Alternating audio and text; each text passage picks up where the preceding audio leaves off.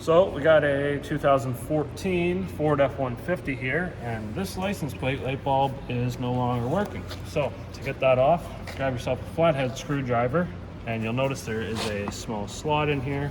So you can just go ahead and gently pry this out. There's a tab right there that sort of holds that in. And then you'll clean all the dirt off of this connector. Looks like somebody's already mangled that.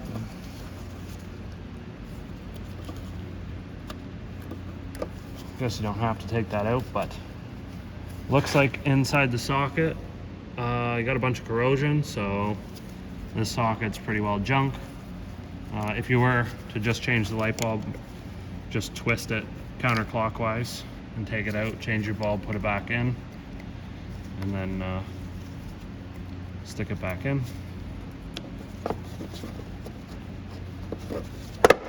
Just like that.